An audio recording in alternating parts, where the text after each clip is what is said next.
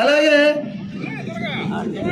అదిగా వస్తుంది మహిళా సారథులుగా మహిళా శిశు సంక్షేమ శాఖ అనేటువంటి నినాదంతో బాలల హక్కులైన జీవించే హక్కు, రక్షణ పొందే హక్కు, విద్యా హక్కు, చక్కటి ప్రదర్శన, భారతదేశ పతాకాలను, జాతీయ పతాకాలను ఉన్నతంగా చేయబోని ఎంతో క్రమశిక్షణగా మహిళాభివృద్ధి సంక్షేమ శాఖ మన ముందుకు వస్తుంది. అత్యవసర సమయంలో 1998 ద్వారా 24 గంటలు ఈ శాఖ ద్వారా సేవలు అందించబడుతుంది.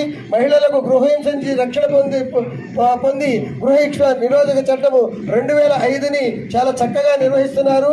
వన్ స్టాప్ సెంటర్ ఆపదలో ఉన్న మహిళల్ని, కిషోర బాలికల్ని అత్యవసర పరిస్థితుల్లో వైద్య, న్యాయ, పోలీసుల ద్వారా తాత్కాలికమైనటువంటి వారి యొక్క ఆశ్రయాలు కల్పిస్తున్నారు. వివాహ వ్యవస్థను పటిష్టం చేయడానికి అందరికీ ఫ్రీ మారిటల్ కౌన్సిలింగ్ ఇస్తున్నారు. ఏ విధంగా ఈ కార్యక్రమాలన్నీ చేపడుతున్నారో తెలియజేయడానికి ఈ శకటమే మనకు నిదర్శనము. ఈ శకటము మన ముందుకి